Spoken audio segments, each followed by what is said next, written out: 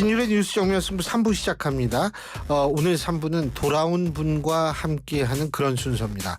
자, 정면 브리핑인데요. 오늘 하루에 있었던 주요 뉴스들 여러분들께 정확하게 전해드리는 그런 순서인데 돌아온 분 누굴까요? 바로 김영민 아나운서입니다. 안녕하십니까? 네, 하루 어디 잠시 다녀왔습니다. 이렇게 자꾸 마시면 곤란해요. 감사합니다. 이게 뭐냐면 아이고 이게 또 친구분은지 모르겠지만 부탁했어요. 어떤 분한테? 아니, 부탁 안 했는데요. 6375님 영민 아나 안 나오면 어쩌나 걱정했어요. 아, 그러시군요. 이야, 와우. 그래도 누군가 저를 기다려주셔서 감사하네요. 예. 아유, 근데 어쨌든 근데 있잖아요. 내가 퀴즈 하나 낼게. 요번 일요일 날 몇 도 되는지 알아요? 일요일에 낮에요? 그러니까 돌아오는 일요일. 낮에 한 15도? 20도 된대. 진짜요? 근데 다음 주부터 네. 수목금 내리 비 오면서 7도까지 떨어진다는 거예요. 날씨가 그러니까 결국 이거는 뭐를 암시하냐면 네. 온 국민이 감기 들어라. 요새 이런 감기 환자 거 같아요. 정말 많습니다. 그러니까 진짜. 근데 다음 주에 그렇게 수목금 내리 비 온다 그러더라고요. 야, 지금 근데 이게 비도 비지만 이 도대체 언제 나온지 모르겠어요. 좀 전에 헌법재판소에서 공식적으로 발표한 게 뭐냐면 오늘은 선고기일을 발표하지 않는다. 그럼 결국은 다음 주로 넘어갈 확률이 높다는 건데. 네, 그렇죠. 왜냐하면 내일이 목요일 아니에요. 목요일 날 딱 하고서 이 서프라이즈 이러면서 금요일 하겠다고 할 수는 없는 거거든요. 이게 이틀 정도의 시간을 주는 게 네. 이게 뭐냐면 이 동료를 좀 가라앉히기 위해서 하는 거거든요. 이게 금방 하잖아요. 네. 그러면 내일 할게 그러면 사람들이 갑자기 막 이렇게 돼가지고 그렇죠. 이게 네. 어느 한쪽이든 그렇게 될 가능성이 높죠. 그런데 이틀 정도 되면 시간을 좀 곰곰이 생각해보고 이렇게 되면 조금 이게 가라앉을 수 있죠. 분노지수나 흥분지수가. 그래서 이제 그렇게 하는 건데 내일은 아닐 것 같고 다음 주로 넘어갈 것 같아요.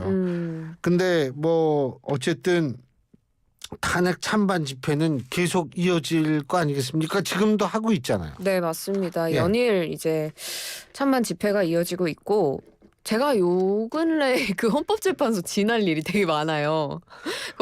혹시 무슨 시위하러 나가는 거 아니에요?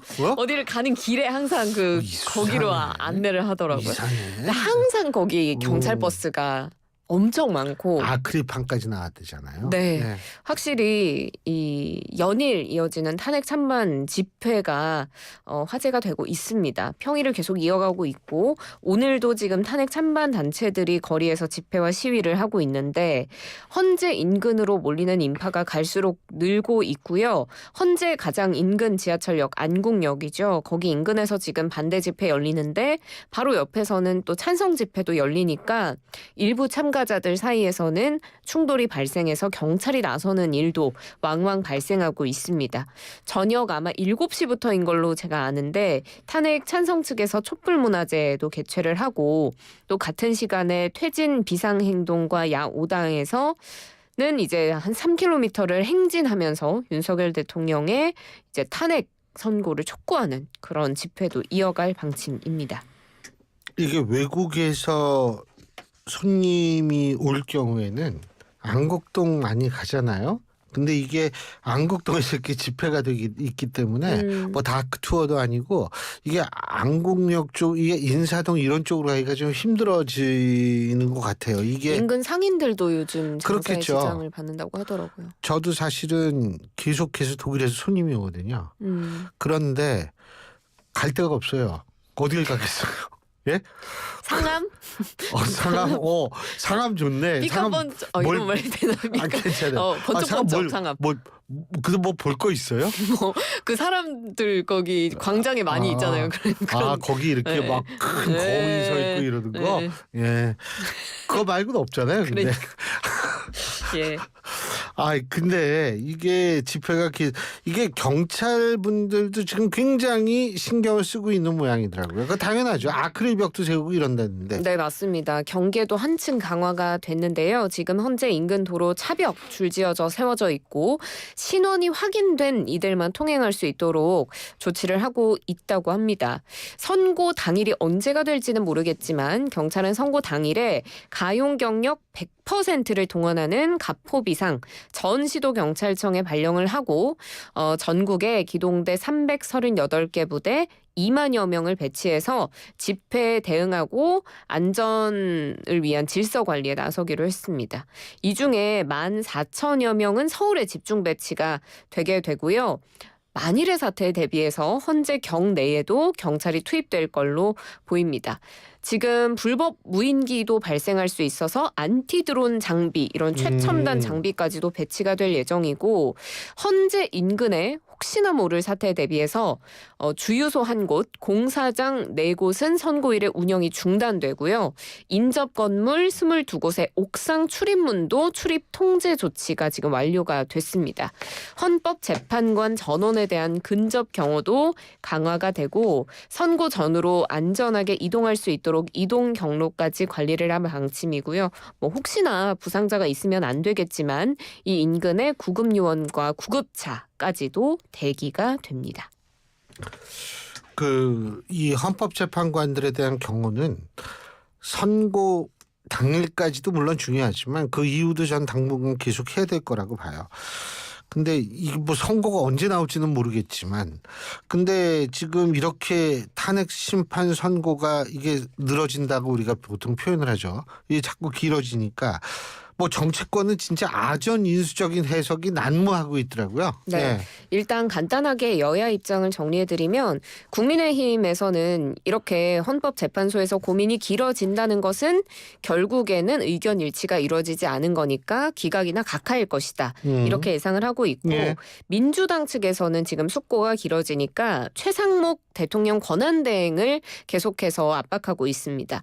마은혁 재판관 후보자 임명하라라고 지금 최후 통첩을 했고 오늘 밤에 이제 비상의원총회 열고 최상목 대행 탄핵 여부에 대한 당내 의견을 또 수렴할 예정입니다. 개별 정치인들도 이 관련해서 입장을 계속 내고 있는데 뭐 이재명 대표가 헌재의 이런 지연을 이해하기 어렵다라는 입장을 낸 걸 비롯해서 윤상현 국민의힘 의원은 대통령의 탄핵 심판 선고 26일에 있을 이재명 대표 2심 선고 이후가 될 것이다. 헌재에 가봤더니 뭐 경찰의 움직임이 아직은 그렇지 않더라. 이런 이야기도 이제 했고요. 홍준표 대구시장 같은 경우도 탄핵이 인용될지 기각될지는 아무도 모르지만 이번 혼란은 윤 대통령과 민주당의 쌍방 책임이다.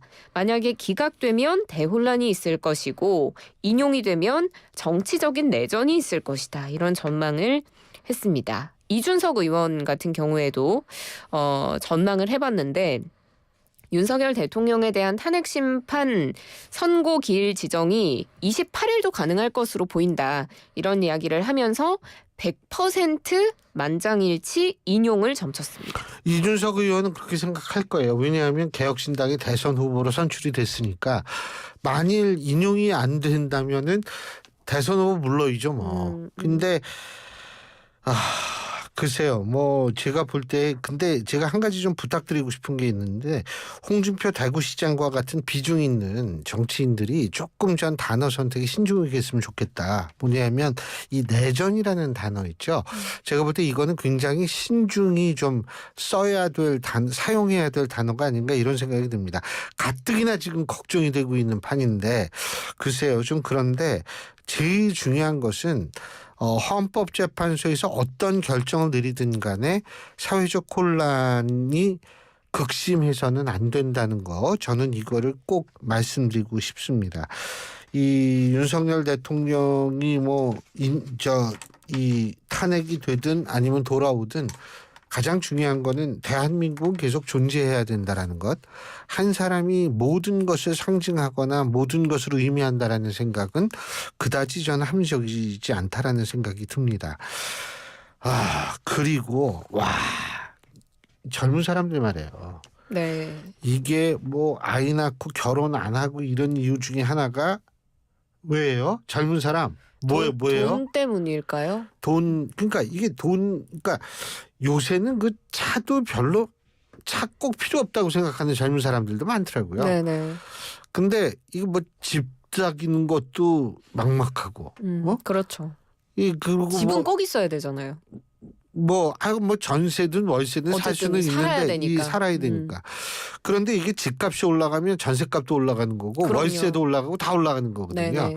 그래가지고 이게 참 이 부동산 가격이 굉장히 중요한데 이게 얼마 전에 강남 지역 그러니까 이 강남 서초 송파 예 누구는 초강파라고 그러더라고요. 이 시기를 아, 초강파. 그렇게 얘기를 하는 서초의 초, 강남의 강, 송파의 파. 그렇구나. 그런데 이 3개 지역이 토지거래 허가 구역에서 해제됐었잖아요. 네. 이게 근데 뭐 집값이 뭐 해가지고 막 오르기 시작해가지고 지금 서울시 전역으로 이게 되니까 이게 강남 초강파 3개 지역하고 플러스 용산까지 토지거래 허가 구역으로 재지정됐네요. 네, 맞습니다. 이게 질문이 엄청 기셨죠. 아니 고생이 괜찮아요. 많으셨습니다. 어제 있잖아요. 네. 이호영 아나운서랑 하는데 네. 취소 수수료율이라는 단어가 이게 있잖아. 네. 이게 발음이 안 되는 거야. 너무 고생하셨네요. 취소 수수료율. 네. 내가 그래서 오죽해서 신율 이건 참 발음이 잘 되는데 왜 취소 수수료율은 이렇게 발음이 안 될까요? 내가 그랬는데. 그런 거 우영 아나운서가 하고 교수님 안 하시게 했어야 되는데. 그거 참 힘들었어요. 네, 제가 고생하셨네요. 차라리 씹는 게 낫죠 말은. 네.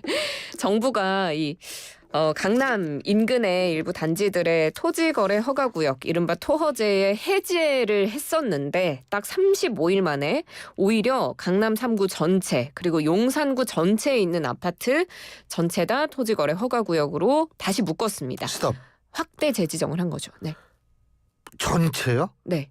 그러니까 강남구 전체, 송파구 전체, 서초구 전체, 용산구 전체. 옛날에는 잠실 쪽만 이게 송파는 묻혔고 이 강남도 전체는 아니었거든요. 네네. 삼성동, 대치 몇 개 동만 그랬었거든요. 전체구나 이제는. 네. 예. 그래서 지금 토지거래 허가구역 해제를 하고 나서 실거주 의무가 사라지고 이제 부동산을 투자하는 수요들도 생겨나고 이러면서 집값이 굉장히 급등을 했기 때문에 결국에는 다시 이제 규제를 한다 한 이거죠. 거죠. 네, 집값을 잡겠다는 결연한 의지를 보인 거지만 음흠. 뭐 이 규제가 생겼다고 해도 여전히 그 똘똘한 한 채에 대한 수요는 여전해서 강남을 못 사면 그 인근에 뭐 집값이 좀 괜찮은 그런 지역으로 또 우리는 간다 하는 그렇게 풍선 효과가 생겨날 수 있다라는 우려도 있기는 하거든요.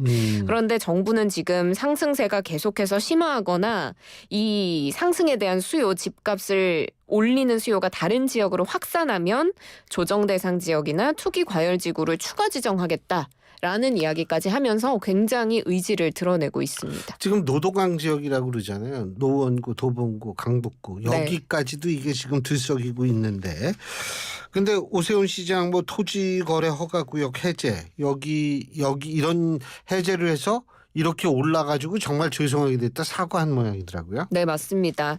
토지거래 허가구역 해제를 하고 나서 강남을 중심으로 부동산 시장 변동성이 커졌다는 점 겸허히 받아들인다면서 심려를 끼쳐 송구스럽게 생각한다고 밝혔습니다. 오세훈 시장이 이 부동산 집값에 대한 입장이 어떠냐면요. 사실 토지거래 허가제는 반시장적인 특성이 있고 거기에 대한 실수요자들의 거래 제한, 풍선 효과 이런 부분을 언급하면서 시장 기능의 왜곡을 막기 위한 제도 개선이 필요하다라는 입장이고요. 그렇지만 이 주택시장이 자유시장의 원리에 따라서 움직여야 된다라는 소신을 강조하면서 또 독점, 투기처럼 시장이 왜곡될 여지가 있으면 정부의 개입이 필요하다 이렇게 입장을 가지고 있는 것으로 보입니다. 오세훈 시장도 참 곤란할 거예요. 본인이 이거 해제할 때에는 이런 상황을 예상을 못했을 텐데 그래서 이렇게 올라가지고 비난 소리 듣고 이거 이제 해제하면 또 오락가락한다는 소리 또 듣거든요. 네. 참 여러 가지로 곤란한 상황에 처해지게 됐는데 이 정부 역시도 집값 잡겠다는 의지 상당한 것 같은데 가계 대출도 다시 조인다 그러네요. 네, 그렇습니다. 최상목 대통령 권한대행이 오늘 관계장관 회의를 했는데요. 서울 일부 지역으로 주택값 상승세가 올랐기 때문에 부동산 관련한 규제, 금융 모두 총동원해서 집값 상승 요인을 차단하겠다라고 공식적으로 밝혔습니다. 그래서 금융당국 은행권에서 또 다시 가계대출을 조이기로 했는데요. 다주택자들은 신규 주담대를 제한하고 갭투자 관련한 조건부 전세대출을 제한하는 등 다양한 대출 제한 조치가 추진이 됩니다. 실제로 일부 은행은 이미 수도권의 1주택자들의 주택담보대출 제한하고 있고 그리고 주택도시보증공사 우리가 허그라고 하죠. 여기에서 전세자금 대출 보증 비율을 100%에서 90%로 하향하는 것도 원래는 7월로 예정이 돼 있었는데 5월로 앞당깁니다.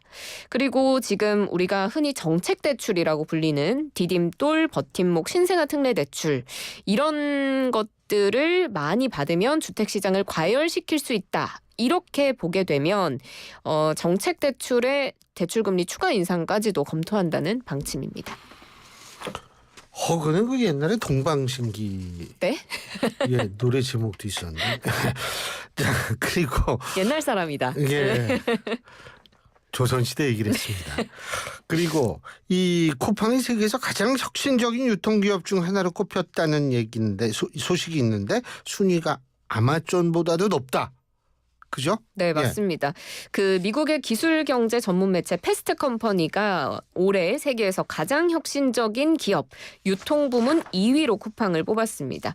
1위가 제이크루, 그리고 3위가 이케아, 4위가 판도라, 그리고 5위가 유니클로의 모회사 패스트 리테일링이었는데 이 5위 안에도 아마존이 없습니다. 아마존은 8위를 차지했는데 우리가 아마존보다 6계단이나 높았으니까 쿠팡의 혁신성이 굉장히 인정받았다고 볼 수 있을 것 같습니다. 예, 오늘 여기까지 하죠. 고맙습니다. 네, 고맙습니다. 김영민 아나운서였습니다.